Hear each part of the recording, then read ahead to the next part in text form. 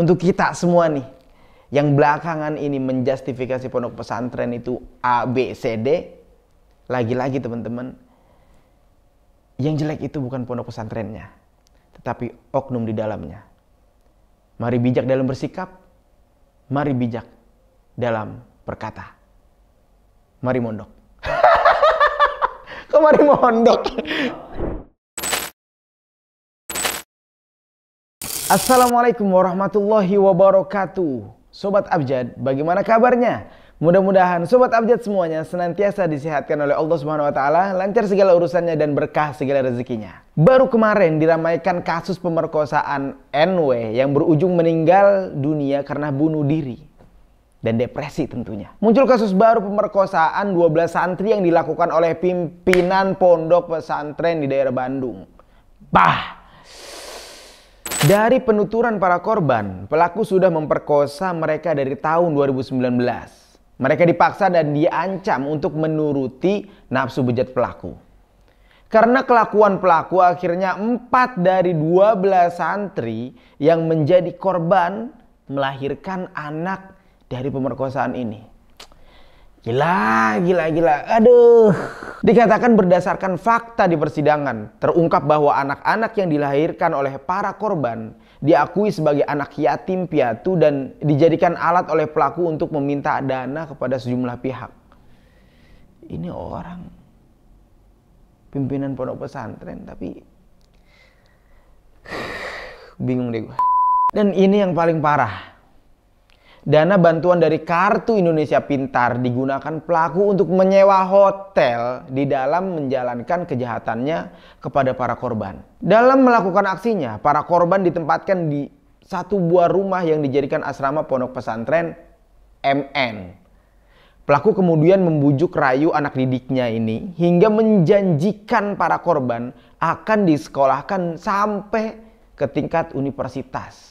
Kata si pelaku ini. Akibat perbuatannya, terdakwa HW ini didakwa melanggar pasal berlapis. Teman-teman bisa baca sendiri deh pasalnya apa aja, banyak banget tuh. Bahkan di dalam berita terbaru tersangka bisa aja nih dihukum dengan dikebiri dan bahkan dihukum mati. Kalau menurut Sobat Abjad gimana? Setuju atau enggak? Sobat Abjad, berulang-ulang kali kasus pemerkosaan serupa terjadi. Apalagi nih di penghujung tahun 2021 muncul kasus-kasus baru lagi. Sehingga membuat kita nih nggak bisa menutup mata terhadap semua kejadian ini. Pemerintah sudah membuat RUU PKS yang bertujuan membuat perlindungan bagi para wanita yang mengalami kekerasan seksual. Mungkin dari kasus ini muncul pertanyaan, kok bisa sih ada kasus pemerkosaan di pesantren gitu loh. Padahal harusnya pesantren itu kan menjadi tempat teraman, tempat ternyaman, tempat terdepan nih, garda terdepan dalam pendidikan agama dan pendidikan karakter anak-anak bangsa. Eits.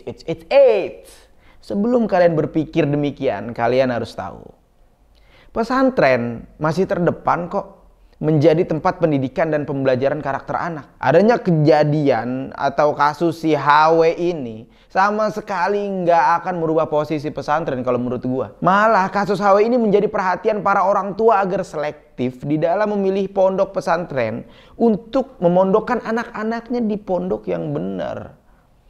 Emangnya ada ya pondok salah? Ya jelas ada. Ada beberapa pondok-pondok yang bahkan itu dibuat untuk kaderisasi jihadis misalnya, atau pondok-pondok yang tidak jelas siapa pendirinya, dari mana asal belajarnya, dari mana siapa gurunya, dan bagaimana background instansi pondoknya. Nah, ini menjadi catatan orang tua juga nih di dalam memilih pondok yang baik dan tepat untuk buah hati tercintanya. Oh ya, kalian harus tahu nih, tempat kejadian pemerkosaan santri yang viral itu bukan di pondok ya, tapi di boarding school. Apa bedanya sih pondok dan boarding school? Iya jelas beda. Boarding school itu adalah sekolah yang memiliki asrama yang digunakan untuk menunjang program-program sekolah seperti program menghafal Al-Quran, misalnya program bahasa dan lain-lain. Yang paling penting, pondok pesantren itu adalah tempat terbaik untuk mendidik akhlak dan karakter santri yang dicontohkan langsung oleh para ulamanya, oleh para kiainya, serta para asatiz yang mengajar di dalamnya. Nah, pendidikan pesantren itu memiliki ciri khas pendidikan akhlak. Kalian bisa simak deh bagaimana cara para kiai, para ulama kita mendidik akhlak di dalam cuplikan video ini. Sobat Abjad, gue bukannya menjustifikasi boarding school ya, tapi lagi-lagi yang perlu digarisbawahi ini adalah bagaimana orang tua memilih tempat sekolah untuk anaknya, untuk dititipkan di tempat yang apa ya, kredibel lah ya, yang tidak ecek-ecek gitu. Kalau para orang tua mau memilih pondok pesantren, kita semua nih selaku anak remaja pengen mondok nih, maka ada beberapa hal yang harus kita perhatikan. Yang pertama, kita harus tahu nih siapa kiai pendirinya. Melihat siapa pendiri pondok pesantren tersebut menjadi pemilihan utama. Selain mewarisi keilmuan, para santri ini juga akan mewarisi perilaku, insya Allah. Perilaku akhlak yang baik, serta ada para kiai yang memandangnya. Kalian harus ingat ya, bahwa yang paling penting dalam belajar agama itu bukan sekedar kalian mahir membaca kitab kuning. Bukan sama sekali. Menguasai bahasa Arab, no. Ataupun mampu ceramah di depan muka umum. Ya mungkin itu hanya perintilan-perintilannya lah. Yang paling penting teman-teman dari pondok itu adalah bagaimana seorang kiai mencontohkan akhlak yang baik. Entah itu ketika bersama seorang kiai yang sepuh, bagaimana akhlak beliau kepada santri, bagaimana akhlak beliau kepada kesehariannya nih, dalam kesehariannya tentunya dicontohkan. Nah, kiai yang baik pasti akan mencetak santri yang baik pula. Jadi ingat, jangan sampai salah memilih guru di pondok pesantren. Yang kedua, apa saja sih yang diajarkan di dalamnya, di dalam pondok pesantrennya? Kita harus tahu. Selain memilih siapakah pendirinya, kalian juga harus lihat dan cari tahu apa saja yang diajarkan di dalam pondok tersebut. Nah, ini penting nih. Melihat data tahun 2016 dikutip dari okezone.com.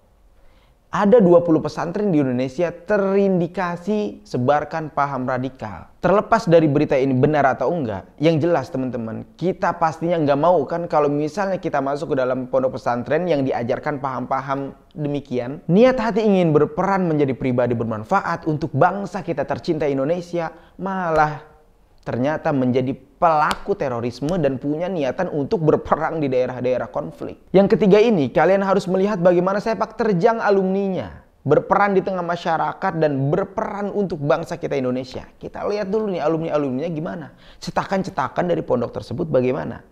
Pondok yang teruji pastinya memiliki alumni-alumni yang hebat yang sudah berperan untuk masyarakat, apalagi jika menjadi tokoh nasional. Yuk kita belajar dari Profesor Dr. Quraisy Shihab. Ulama yang kita kenal dengan sebutan Abi Quraisy dan menjadi ayah dari presenter terkenal nih, Mbak Najwa Shihab.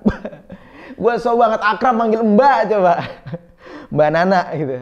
Halo Mbak. Abi Quraisy ini dulunya juga lulusan pondok pesantren. Beliau mengenyam pendidikan dasarnya di sebuah pondok pesantren di kota Malang, yaitu Pondok Pesantren Darul Hadis Al-Faqihiyah. Selama berapa tahun? 2 tahun. Di bawah bimbingan Al-Habib Abdul Qadir bin Faqih. Beliau adalah seorang ulama besar, tidak hanya di Indonesia tetapi juga mancanegara.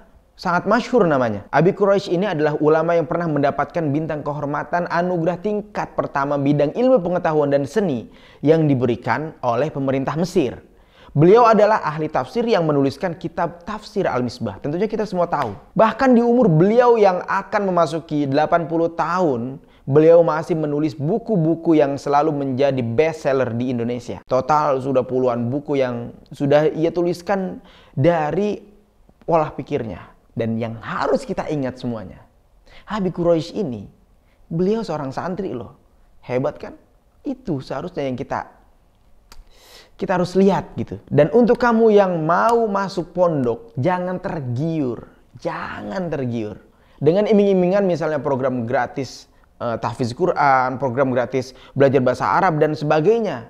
Karena kalian harus tahu, kalian harus perhatikan beberapa aspek yang baru saja kita bahas tadi. Jika kita sudah tahu nih, wah kayaknya ternyata terkenal misalnya. Wah maksudnya terkenal ini masyhur lah ya di bidang keilmuannya. Dan punya jamaah banyak misalnya. Sanad keilmuannya jelas gitu. Orangnya alim, berakhlakul karimah, berakhlak yang baik gitu. Dan alumninya pun sudah banyak berkiprah di masyarakat, bahkan di negara kita tercinta Indonesia. Nah, maka kita nggak perlu lagi ragu untuk masuk dan belajar ke dalam pondok pesantren itu. Jika kita sudah tahu nih, wah kayaknya kiainya terkenal, maksudnya terkenal ini masyhur lah gitu di bidang keilmuannya ya dan lain-lainnya, dan punya jamaah banyak, sanad keilmuannya jelas, orangnya alim, berakhlakul karimah, dan alumninya udah banyak berkiprah di masyarakat, bahkan di negara kita tercinta Indonesia. Maka kita nggak perlu ragu lagi untuk masuk dan belajar ke dalam pondok pesantren tersebut. Dan untuk kita semua nih yang belakangan ini menjustifikasi pondok pesantren, katanya pondok pesantren A, B, C, D lah, pokoknya dijustifikasi buruk. Lagi-lagi teman-teman, yang jelek itu, yang buruk itu bukan pondok pesantrennya, tetapi oknum-oknum di dalamnya. Mari bijak dalam berkata, mari bijak dalam bersikap, dan terakhir, ayo mondok. See you next time teman-teman. Dari kami tim Abjad Media cukup sekian. Assalamualaikum warahmatullahi wabarakatuh.